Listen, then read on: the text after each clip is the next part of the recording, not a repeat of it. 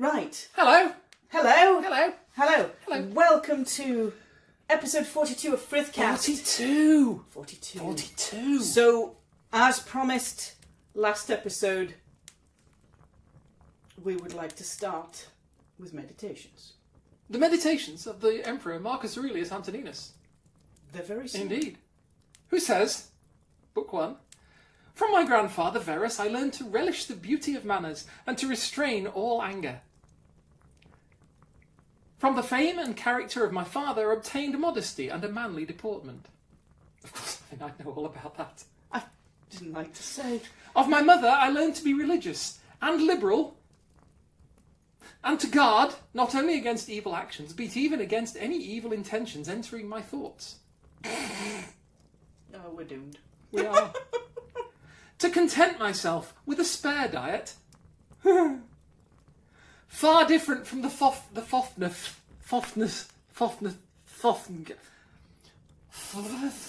Start that word again. I don't know what the word is. It's got an F in Hang it. on a minute. It's got lots It's of got F's. F. Oh! Softness and luxury so common among the wealthy. Of my great-grandfather, not to frequent public schools and auditories, but to have good and able teachers at home, and for things of this nature to account no expense too great."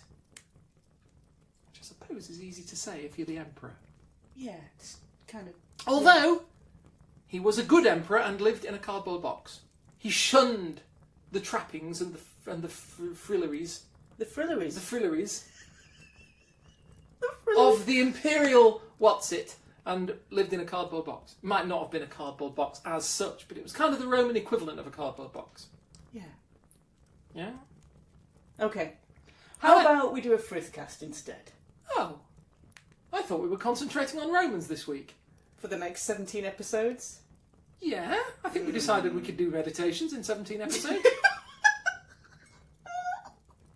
I don't see a problem with that. I do. I've seen how long it blooming is. Fine. Fine. We'll do Vikings then instead. Okay. What do you want to talk about Vikings?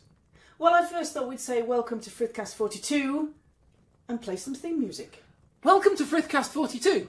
Here's some theme music.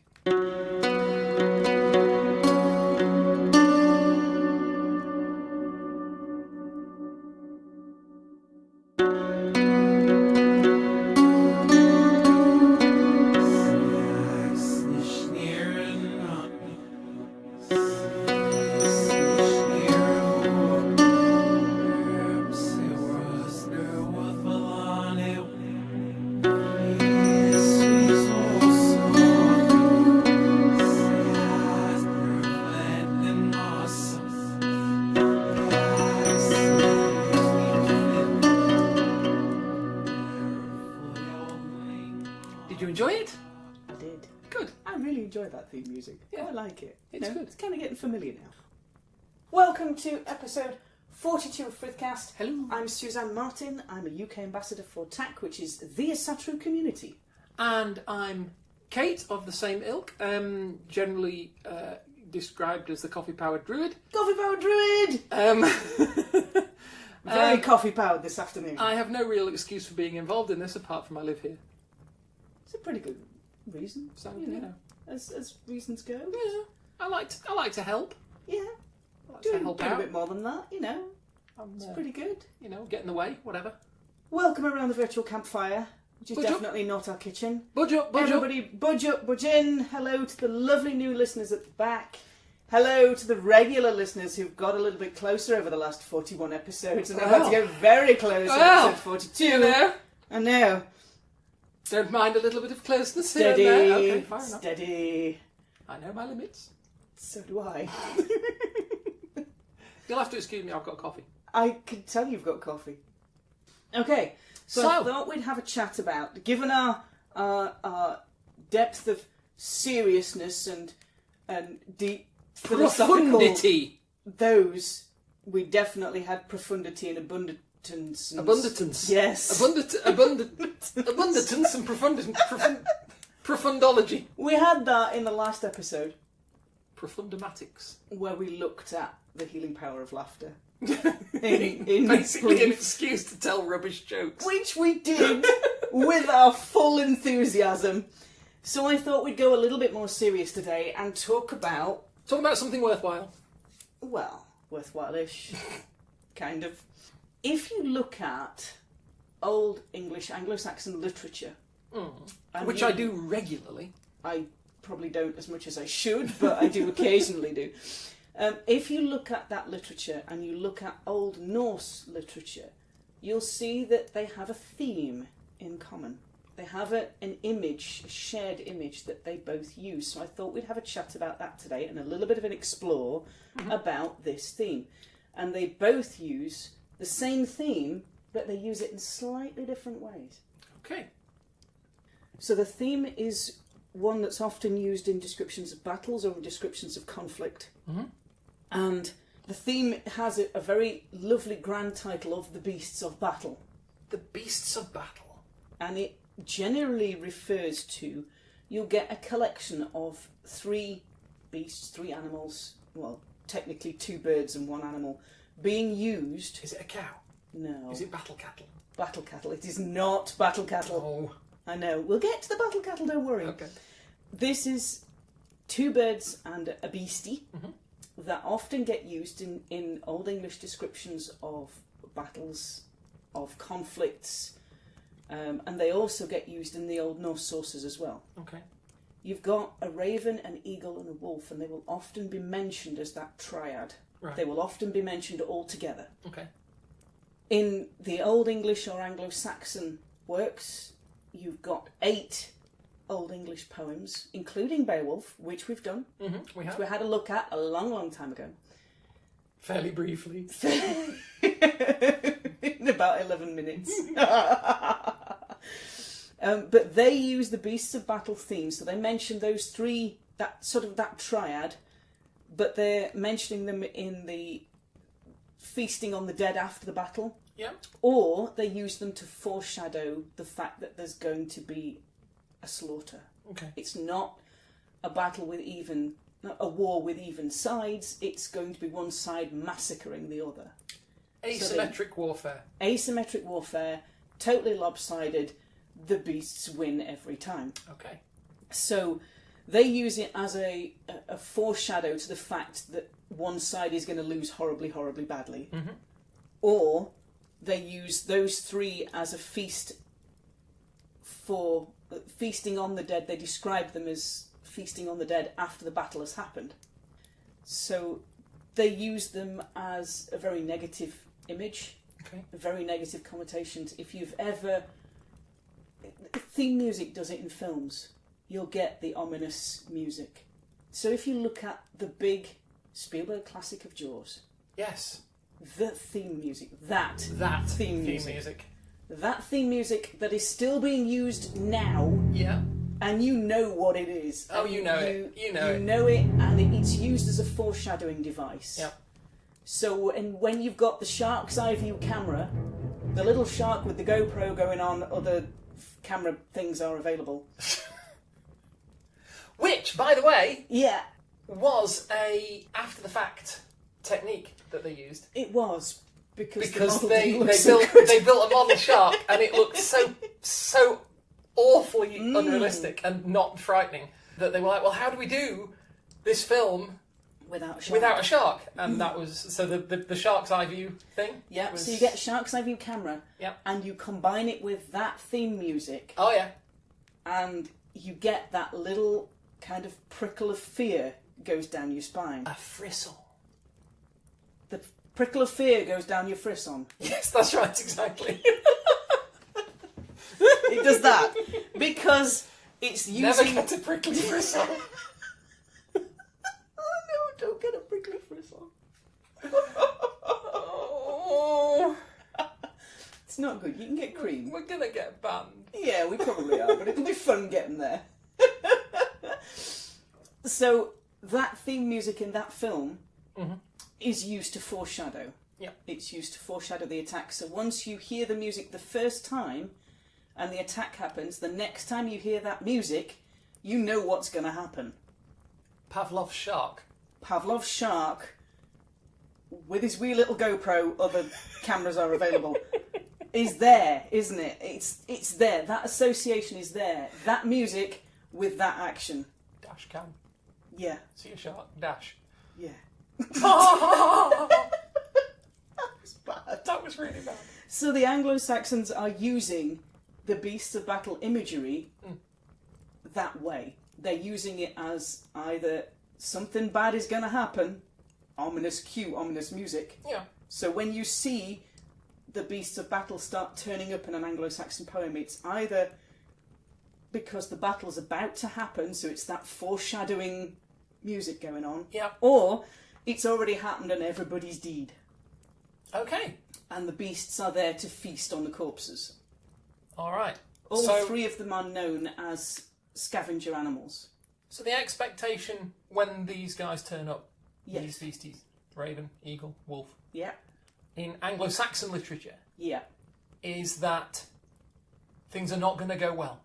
No. Things are not going to go well. This is sort of they're going to cut us to pieces, Yes. roast us over a fire, and eat It us! does! Kind of deal. Yeah, Yeah. it's that deal. It's Okay. like, oh, Poot, we're in trouble now. It's that kind of deal. Okay. It's the same technique that filmmakers use now. Right. When they're putting in theme music, when they're using foreshadowing techniques, they're using things to foreshadow stuff that's going to go on later. The Anglo-Saxons are using it in their poetry, and they're saying when these beasties turn up, things are not going to go well. Okay. There are 8 Anglo-Saxon poems that use this specific imagery. You have a poem called The Wanderer. Okay. In that, a bird is described as carrying one man away, and a wolf kills another one. Right. So you've got that imagery of those images coming into that poem. So you've got that metaphor for slaughter, that metaphor for death in there. If you look at Beowulf has it, that's got it in 3 lines. There's an Old English poem called Judith that has it twice. Okay.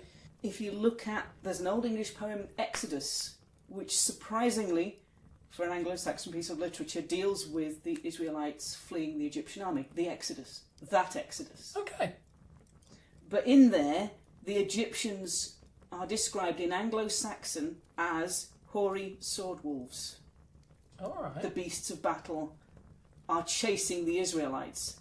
And obviously, in where Egypt is concerned, we're talking about a culture that's thousands and thousands of years old, even at the point the Anglo-Saxons were knocking about. So I don't imagine there's any link there with Anubis. But nope, there is not a link with the jackal-headed one. No. But given that the Egyptians also noticed, I mean, all right, yes, wolf, jackal, I know, but given that the Egyptians also noticed the scavenger element there, and so associated their god of the dead with the jackal.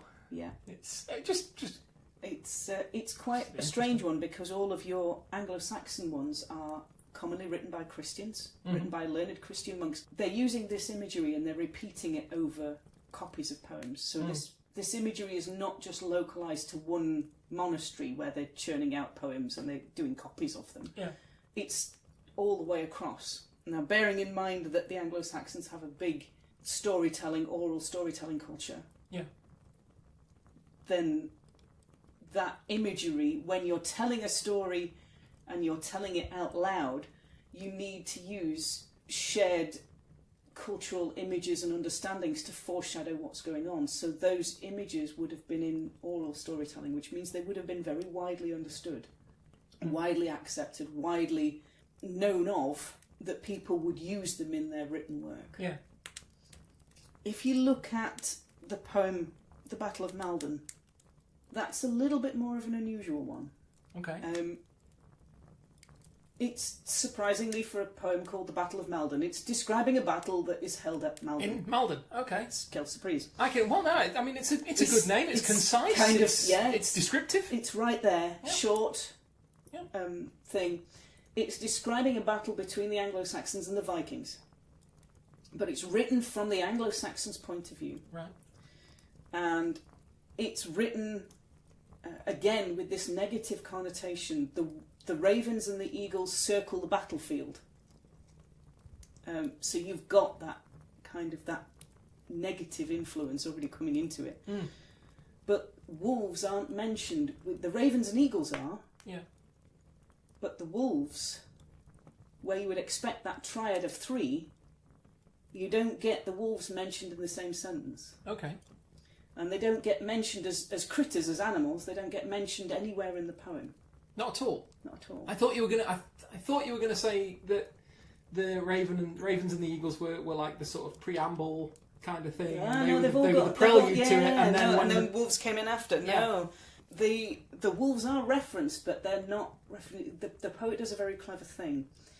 He puts in that negative connotations of wolves on the battlefield, but uses it in a compound descriptor to describe the Vikings. So he calls them Whale-wolfas, the slaughter wolves. Slaughter wolves. And it foreshadows what happens in the battle, because the Anglo-Saxons get massacred, the Vikings prevail. And I've got to say, the slaughter wolves. Yeah. If that isn't a Space Marine chapter. You kind of want it written on your business card, don't you? It's right there. And it's quite a strange thing, because whoever was going to lose in that fight, the wolf was the winner. Yeah. Not only in terms of as a scavenger, as a beast of battle, but also in the Battle of Malden, the wolves are the last ones standing on the battlefield, not only as carrion scavengers, but also as Vikings, because the Vikings slaughter the Anglo-Saxons. So it's a very, very clever, layered metaphor, descriptor, to say, I'm not going to put the wolves in with the 2 birds as beasts of battle, but I'm going to put them into that descriptor of the Vikings, of the attacking force. Okay. Which then holds connotations that they're again, all the negative connotations that you have with wolves, they're all not laid onto the Vikings. Yeah, they're not human beings, they're not civilised, they don't do reason, they don't do education, they don't do anything you would expect that the Anglo-Saxons, from their point of view, are saying these people aren't human. They're dehumanising the enemy, which is which is what we do. We've always done that. We do now. And in that one word is all of that meaning kind of all squidged up and put in that little tiny space. Wow. Yeah, it's pretty wicked. I love this stuff. Yeah, well, wicked, apart from the whole dehumanising people thing, right. But... That was a bad choice of words. It's wicked! It's something... I admire the literary craft. Is that better? That's good. Okay, that's all better. good. Okay. Now, you've also got the imagery of wolves and birds of prey and birds together on the artefacts from Sutton Hoo. Okay. So they're associating it. Sutton Hoo is again, we'll throw some links into the description, but it's a very, very big, very rich ship burial that was found south of England. In there you have a shield with a raven on it, a big raven on the front of it. We've still got the metal fittings, we don't have the wood anymore, but they've recreated it in the British Museum. I was going to say, I think I've seen that, haven't I? Yeah. Yeah. And you also have, there's images of a male figure with a wolf each side. Yeah. So again, these images of wolves and ravens and eagles in with warfare. Yeah. That carries those negative connotations, carries those connotations of death and slaughter. And it's pessimistic, it's doom, it's the Jaws theme tune. Yeah. It's right there. Yeah. But if you look at the way the Norse use it, the Norse Poetic Edda uses the same animals, but they use them in slightly different ways. Okay. They don't use them as a portent of doom and gloom and slaughter and loss of life. The way that the Norse sources use that same image, those three, that triad. Yeah. You've got wolf, raven, eagle. Yeah. They use it as a positive descriptor to praise, commonly praising a single warrior. Okay. Saying he fed the beasts of battle. Oh. Saying he did it really well. Okay. The beasts like him. He fed the eagle out in Greece. Is another one. I think that comes from a rune-stone. I will look it up and try and find it. Greece? Oh, Griqualand, yes. Oh, Greece. That Greece, yes. So he fed...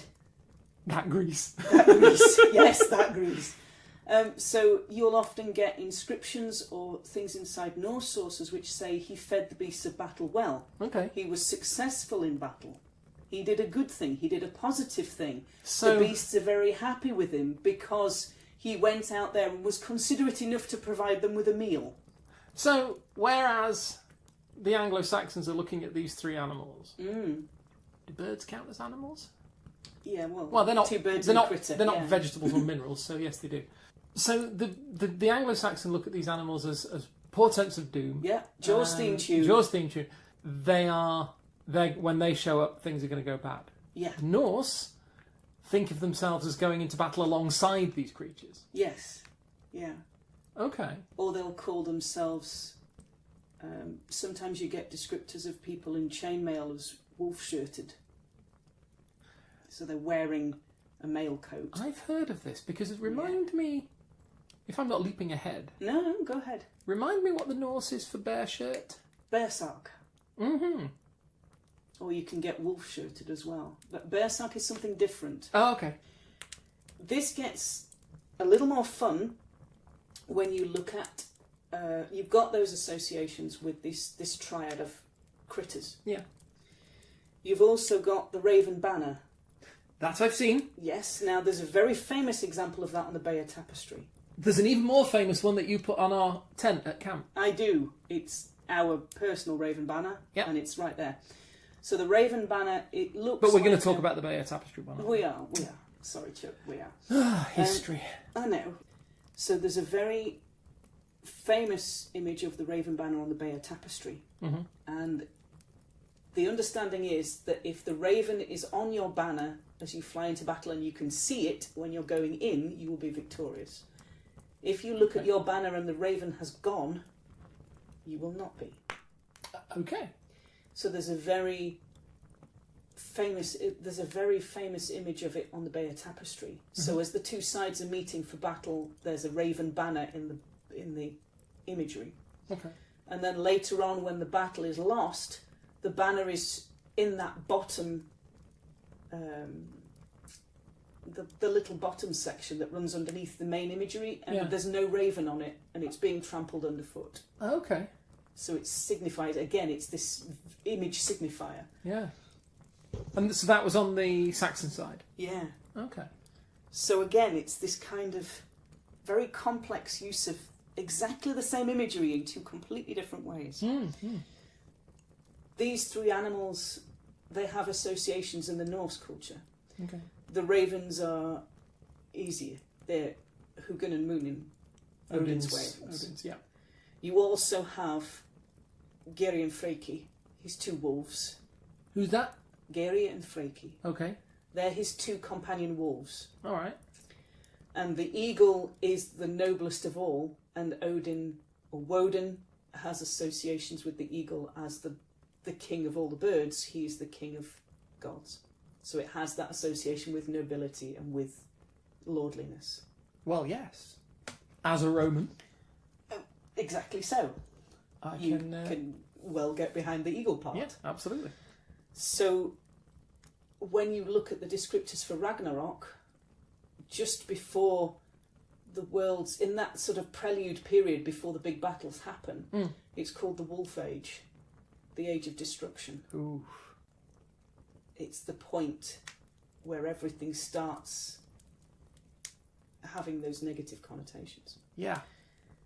If you look at the Norse law codes, they describe felons as Vagar, wolves, and the sons of felons are known as wolves get, wolves' children. Okay. And again, at the Ragnarok, you have Fenrir and his offspring Garm. I guess in this episode I wanted to look at that imagery. I mean, you can get a raven banner online nowadays. It's quite a common imagery. It looks like a Viking weather vane. Yeah.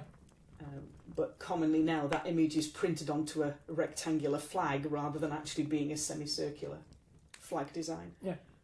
Some reenactment groups, I've seen them carrying a raven banner when they go into their battles.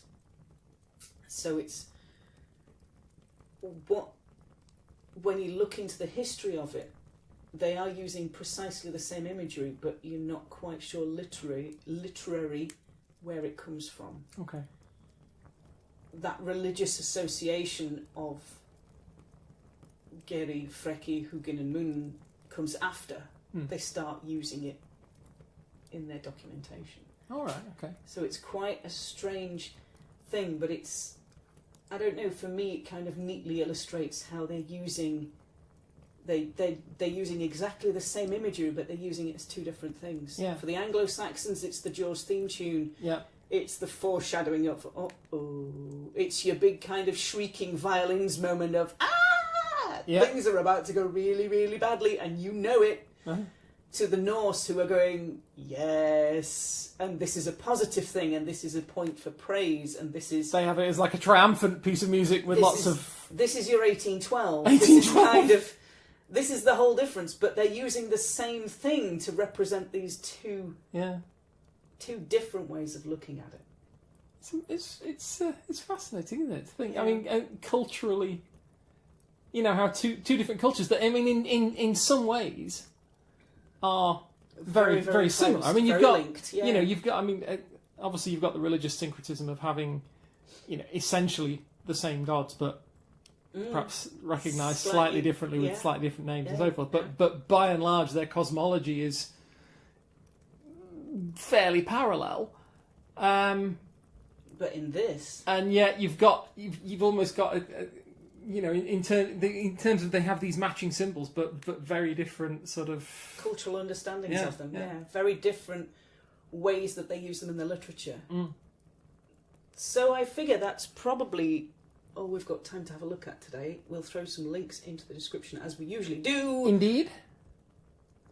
Thank you very much for sitting with us. Yes. And talking through episode 42 of Frithcast, Beasts of Battle. Beast of Battle. Yeah, with our sharp GoPros. I think we did quite 12. I think we did quite well. Yeah? To be honest. Okay. The fact that, bear in mind, we're recording this September 2018. Yeah. Mm-hmm. And we've neither of us sung that bloody song. No, I'm not singing that song. Well, we've been talking about sharks. I'm not doing it. Ain't gonna happen. I'm not doing it. Nope. But I think we did quite well, and we deserve like awards and things. Shall we have a cup of coffee instead? Let's do that. Okay. We can do that. Lovely listeners, thank you for being with us today. If you'd like to find us online, yeah, you know where to go, but just in case you're a lovely new shiny listener and you're not really sure, I'm Suzanne Martin. You can find me on Facebook under Suzanne Martin, or you can find me on Twitter at Suzanne Tack, which is TAC. And if you want to find me for any reason, like say you were looking for Suzanne but you can't find her, so you want to find me instead, I mean, I can pass messages on, it's fine. I'm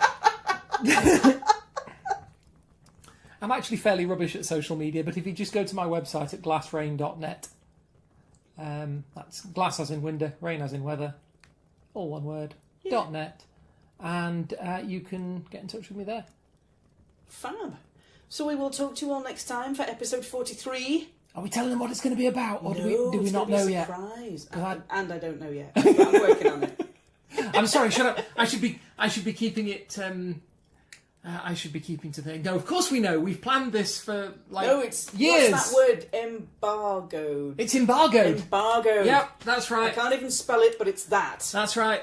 It's like a computer game launch. Yeah. You can't write reviews of it until no. Not yet. Wait for it. Definitely. Wait for it. Lovely listeners, we will talk to you all again in episode 43, and we'll see you then. Bye-bye. Bye.